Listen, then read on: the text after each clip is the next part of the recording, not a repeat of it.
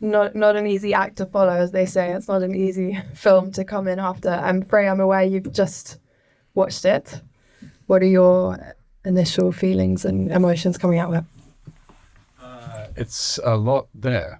A little rattled. The torture scenes, which we saw briefly, mercifully didn't go too long. But that was very intense to watch. Yes, a lot. I mean, the film only finished a few minutes ago, so I'm still processing it all. But very intense.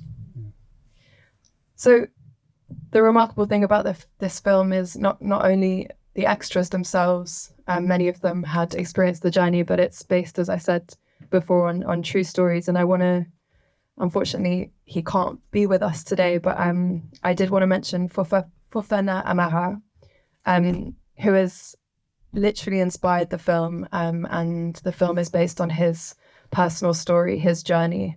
And he later has become a consultant on the project. So he was 15 when he successfully skippered a boat carrying 250 people across the Mediterranean from the Libyan coast, and in July 2014, arriving in the Sicilian port of Augusta. I really wanted to share some of his words today, knowing that he can't be with us in person. It was never my intention to drive the boat. I didn't even know how to swim at that time. It was hard, but once we took the path. We knew there was no other solution. There was no other way now. We had to go. Either make it alive, or we're all dead. Inside of me, I was really scared, but I didn't want to show it to other people who were scared, because everyone was counting on me. And the children were asking me if we were going to arrive. I promised them. I said, yes, we are going to make it. We are fine. We will all make it. But deep down inside, I was scared, but I couldn't show it to others. When the Coast Guard boarded the ship, Fofana proudly declared, "Io Capitano," I am the captain. Was immediately put into jail and on charges of human trafficking. He was eventually released from jail after the people he saved testified in his favour. Naomi, I know that you've met him, you know his story well. I learned actually after watching the film that saying I'm the captain is one of the potentially most incriminating things you can say in that context. Can you speak to that? Tell me the experience of meeting him and share the work of SOS Mediterranee that you've been doing since 2015. Sure, thank you very much. For those who perhaps don't know SOS Mediterranee, we're a humanitarian maritime rescue organization. We have a rescue ship in the Mediterranean Sea, and we started our rescue mission in 2016 with a crowdfunding campaign, a group of citizens basically who were really heartbroken to see that there were so many shipwrecks happening. The EU initially had a rescue operation that lasted about 1 year, and they saved 100,000 people. So it was an amazing rescue operation called Mare Nostrum. And then they stopped. And that's when SOS Mediterranee started their mission to rescue people because so many people were losing their lives at sea. And since the beginning of our operation, since 2016, close to 30,000 people have lost their lives in the Mediterranean Sea. And those are the numbers that we know of, that are documented. We know that there are way more people who have lost their lives. And to go back to meeting Fofana, he's absolutely amazing. And it was really a privilege to get to speak with him. And what he shared was that this film is really close to the reality of what he went through. And in fact, what he lived through was much, much worse. And that's what other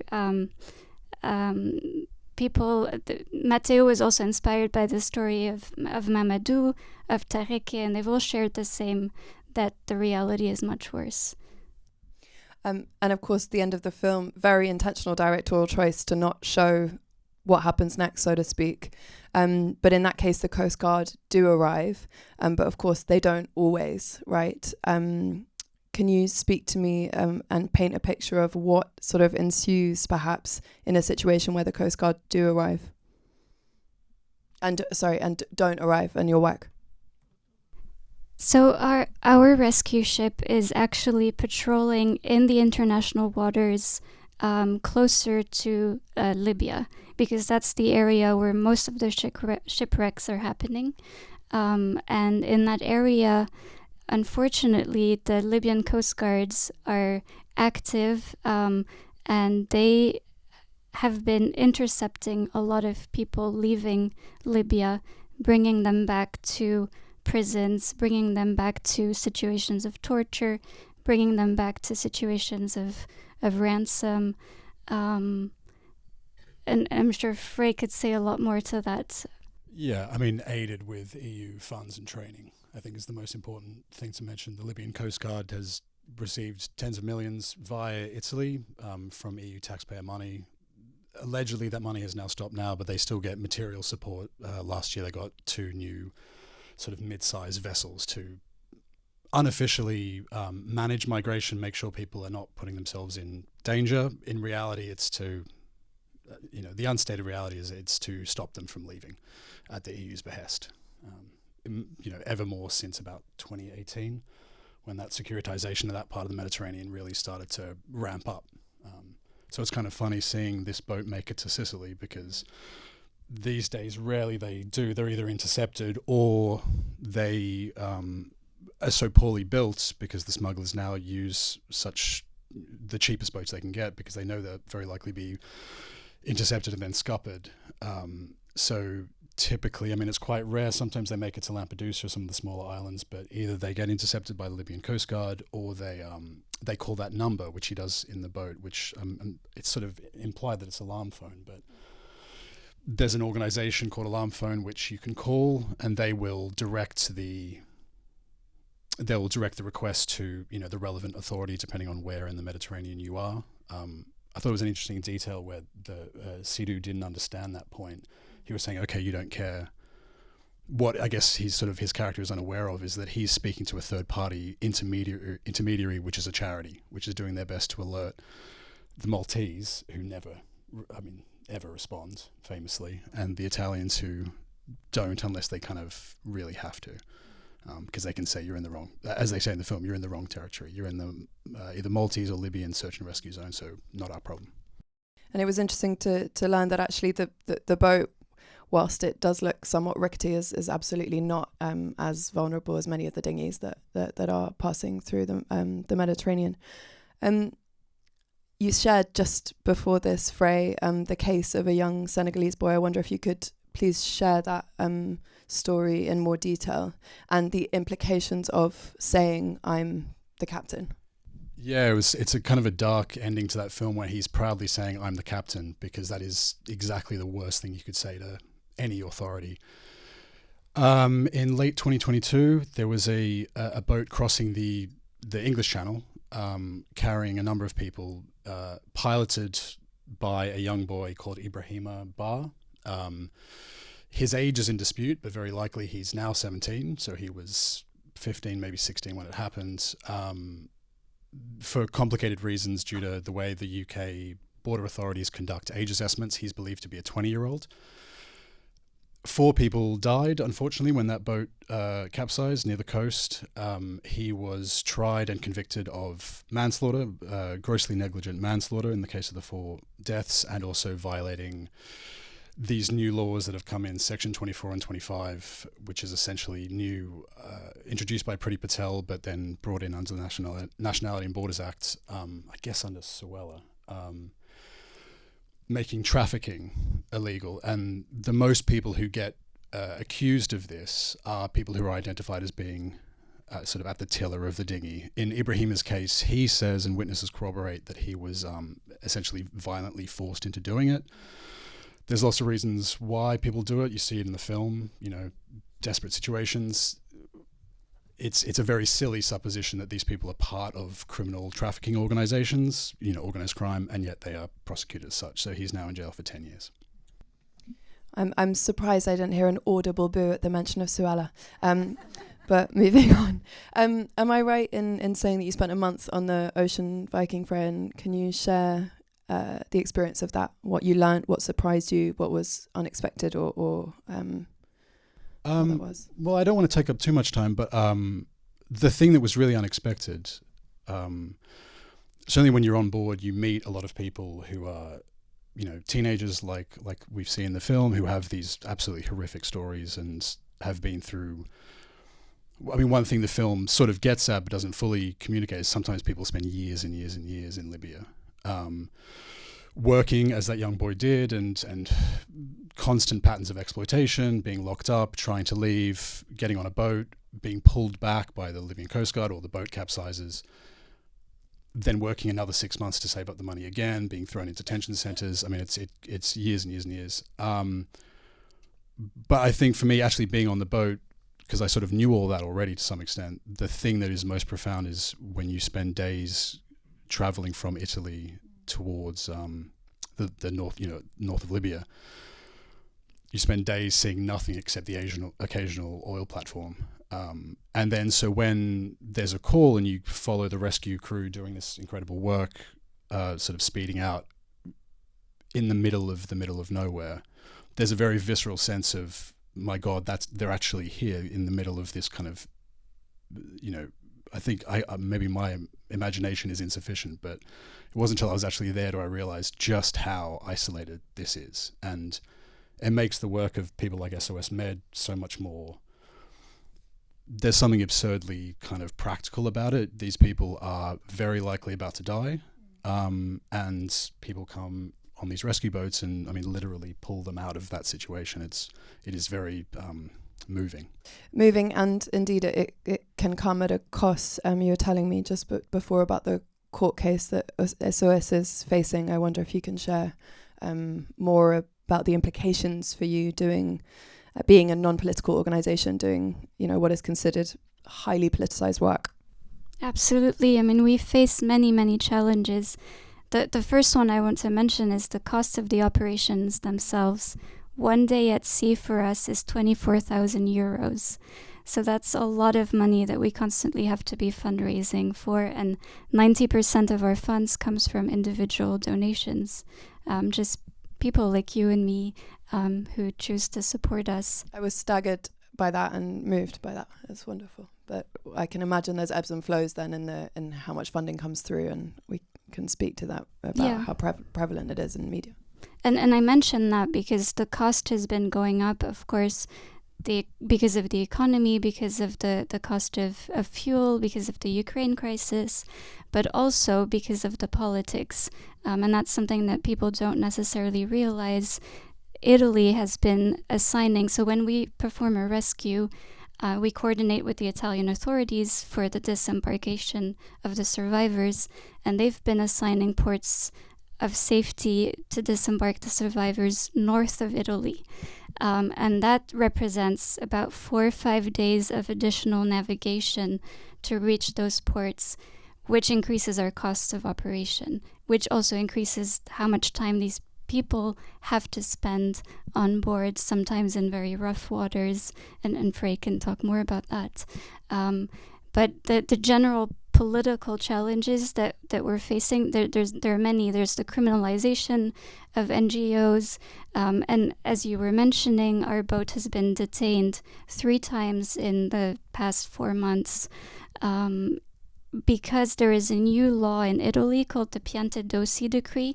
It was passed about a year ago, and this decree basically says that whenever a boat performs a rescue, which is based on international maritime law, but their decree says that once you perform a rescue, you have to bring these people back to the ports that has been assigned in Italy immediately, without any deviation, without any other rescue. And so when our boat crosses other boats in distress on the way back to Italy, of course our teams will rescue them, because that's international maritime law says you have an obligation to render assistance. But then when we arrive in Italy, then we are fined and detained on the basis that we deviated from the route or that we performed multiple rescues. So this is something that all of we're not the only NGO in the Mediterranean. There are several, and we're all facing this constant challenge of being detained, being fined. And SOS Mediterranee has appealed the latest detention, and that's still ongoing. Something you mentioned that I found really interesting is that this sense of anonymity and the right to be forgotten. Can you speak to what that means in the context of rescuing lives under maritime law? Yes, so our mission is threefold. Obviously, the first part of our mission is rescuing lives, it's saving lives. And then the second part of our mission is protecting people on board, protecting their dignity, bringing assistance on board. And that assistance includes medical assistance. We have a clinic on board, psychosocial support. And then the third part of our mission is bearing witness and making sure that people know about what is happening, and also collecting the stories of people who are on board with us and sharing those stories. And we were talking about this earlier because all of the people who are on board with us are invited to share their stories if they want to, but we don't record their names. And we don't have a record of their names because we want to preserve their dignity, their anonymity, and the fact that they go on to live lives in Europe, and that we don't want their stories to be, or their life to be necessarily linked to this status of survivor or status of migrant or status of refugee, because it's up to them to live their life in a dignified way. And so they have, that's what we were talking about, they have a right to be forgotten in that sense. Some people will come back to us afterwards, after they've been rescued and they're back in Italy or France or elsewhere, and they'll mention that they were on board with us, and they'll speak out, but we don't reach out to them after they've been disembarked. A question for both of you, though you're both incredibly focused on this as an issue, it seems to me as though we're not seeing so much about these stories anymore, certainly in comparison to 2015, 2016, 2017. Why not? Can I quickly, just to add to that last point, when I first got on the Ocean Viking, the communications team on board, you know, we had like a kind of a briefing, and they say, we're not going to tell you what to do or say or publish. However, back to Capitano, one thing they said is, if you're taking photos of boats as they're being, dinghies, people as they're being rescued, we're not going to tell you what to do, but you should consider the implications of if your photo has people at the back of the boat, sort of identifiably near the tiller. And that's a problem in Italy and Greece where people get prosecuted. It's also here where, for instance, there's a lot of drone footage that is used to identify these people crossing the channel who's close to it. So there is that kind of anonymity and right to be forgotten. In my case, I'm a radio journalist, so it wasn't a big deal not to take those photos. But even small details like that, like how close were you to the back of the dinghy or the small boat or the small motorboat can have lifelong consequences. Why are we not hearing more about this? Do you want to take that first? Sure. I mean, I think we're seeing just a general competing is not the right word, but so many different crises happening in the world at the same time, and multiplying crises and general fatigue from the media, from people who read these stories. And I think also because the Mediterranean crisis has become in Europe a political issue where it really shouldn't be a political issue. It's a human rights issue. It's a human issue, but it's become spoken of in the political sphere. Do you want to add to that maybe? Yeah, I mean, in terms of like Libya, Mediterranean crossings, I think one of the problems is there's very few news coming out of Libya. So people don't quite, I mean, this film was great because it gave at least a hint of just how incredibly, I mean, the word that's constantly used by survivors on board is hell. Where just, extreme labor exploitation, physical abuse in the case of women and children, very serious sexual violence, rape, torture, murder. And I think that kind of occludes the issue a little bit, because you just see the other side, which is people arriving in boats in Italy or in mostly Italy. From having worked for major broadcasters, often editors will get bored of that. Say, okay, a bunch more boats arrived. So what? What's changed since 2016? Which is actually something that was said to me by a major broadcaster. The editor of one part of a major broadcaster quite recently, saying, well, what's different?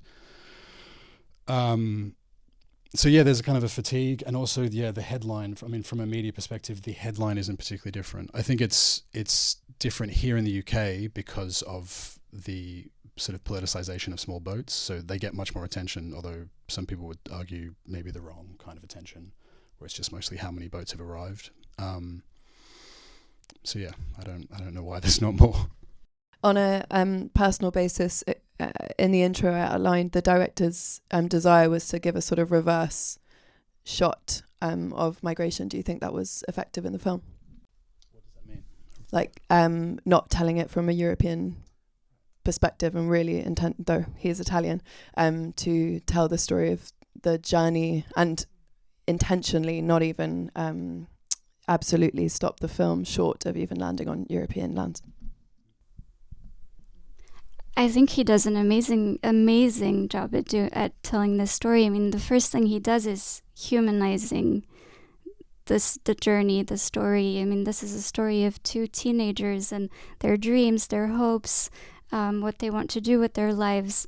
And too often we're talking about numbers, we're talking about, I think that's the most important message, is that these are individuals with dreams and aspirations and amazing capacities, real heroes. That's really what this film is about. And we were really, really grateful that Matteo made this film, because he's bringing this very important topic that we don't talk about enough to a very wide audience. And the stories that you see in this film are the stories that we've been collecting and recording for the past 8 years. And it's been hard for us to push those stories out there for a lot of people to see and hear, and this is something that this film achieves. Yeah, and certainly a lot of there was little details that kept comporting with what people on board would tell us. There's a moment where he goes into a detention center in Sabah, which is a quite notorious area where there is I believe it's now closed, but it was a very notorious detention center. Zuwara, where they left from, was where a number of people we spoke to typically leave. It's quite far from Tripoli, but it's accessible. There's in telling the story, there seems to be a lot of detail. Especially, I liked that the detail of getting stuck in Libya. I thought it was at the very beginning of the film. He says he wants to go to Italy to work, whereas actually, what's quite common is West Africans go to Libya for work and try and send money home, but only once they realize that they're in so much trouble there, and the work is, if the work is there, often it doesn't pay. They can't get home, and so only then they try to go to Europe. But there's a lot of details that seem very familiar. And how much, I guess it became a sort of politicized narrative that everyone wants to come to England, so to speak. How much do you find that is the case with the people that you meet? The stories that we collect are not necessarily that they're trying to go somewhere. They're trying to leave Libya. That's the story they tell us. They've lived such horrifying things. They've survived undescribable amounts of torture, and the latest rescue we performed last week, people on board mentioned that they were sold multiple times in Libya, and they weren't necessarily sold for work. They were sold to traffickers who then ransom their families for money. So there are these players who will buy 200 people because they can then ransom $1,000 or $2,000 per person. So it's all of these networks that they're fleeing from, and they can't continue living in Libya. Many people we rescue attempt a crossing multiple times. Some people say this is the third or the fourth time I'm crossing, and they were intercepted and they were sent back to prisons in Libya. And many of them talk about the fact that they thought they would die. They knew it was a very dangerous crossing. They weren't even imagining what was going to happen next. They were just trying to survive and to leave, like you said, the hell that they were living through in Libya. Yeah, and there's a really good book which won the Orwell Prize a few years ago about exactly this. If you want to know more about what's happens in Libya, it's called My Fourth Time We Drowned, because very few people leave only once. Although I will say, just to add to your question, there's a bit in the film where he says Europe is freezing. And there was a young kid from Cameroon who was like 14 or 15, and he said he wanted to go to the UK. And when we were unloading in Ravenna, it was the day after the Piantadosi decree had come in, or it was the first completed rescue, we were there and he was shivering, and he said, "Is this how cold Europe is?" I was like, we're still in Southern Europe. Maybe don't go to UK. With an eye on the future, then. How do you see this developing, not least with climate migration on the rise? How do you, both on a personal level, perceive the next years and decades to unfold? Well, what I can say is that we're seeing this alarming trend of more and more people crossing oceans and seas for safety. It's happening in the Mediterranean Sea, but it's also happening in many other parts of the world. I worked in Senegal, and in Senegal, a lot of people were actually attempting crossings on what we call the Atlantic route, where they leave directly from Senegal into the Atlantic Ocean, hoping to reach Spain, which is even more dangerous. And I think with the climate crisis and the multiple catastrophes that we're seeing, there's more and more people fleeing and hoping to reach safer lands. Yeah, I think from a policy perspective, Europe and the UK are pursuing strategies of ever more securitizing, trying to make the walls higher and the patrolling stronger. All the literature and evidence shows that doesn't deter people, which is the idea is if you make it that hard to come here, people will be deterred from coming. That doesn't seem to work. Nonetheless, you have the Rwanda scheme here. Italy has its Albania scheme. We're giving lots of money to the Libyan Coast Guard to try and stop people coming. The practical effects, I don't know if everyone remembers, there was a giant shipwreck off the coast of Greece last year. It killed at least 500 people. Every time things like that happen, talking about the future, things like that happen, they say, oh, how could this have happened? And it's becoming abundantly clear, because that was just the biggest shipwreck since the one just a few months before. Policymakers are ignoring the point that people will still try to come. It's just that the greater securitization makes them take more dangerous routes, the Atlantic route being a famously absurdly dangerous one. Smugglers are incentivized to use the cheapest boats they can, like the one we saw, or even worse, and indeed not pilot themselves. So in terms of the actual trends of how many people will want to come or go, or to leave, the policy direction is leaving more people, in more danger, basically. So more people will die trying to come, because it doesn't look like there's any deterrence factor, and people are still coming. We're running out of time. So to end on perhaps a more hopeful note, Naomi, I'd love to just get your thoughts on what do you hope the impact is of this film for the audiences who see it. That's a good question. Well, I hope that you will share about the film with your networks, and that many people will see this film here in London. I think it's a really strong, important, powerful message. And Matteo did an amazing job telling these stories in a very beautiful, sometimes poetic way too. And my hope is that as many people as possible will share the stories and will support the NGOs that are active in the area, that will also do, advocacy with their policymakers because we're filling a gap, but this is not something that we were hoping to do long term. Ideally, the EU would step up and would launch a rescue operation again at the scale of the crisis, because we're only a few rescue NGOs and ships in the area, and we're not able to save all of the lives. This is not a message of hope, but since 2016, close to 30,000 people have lost their lives.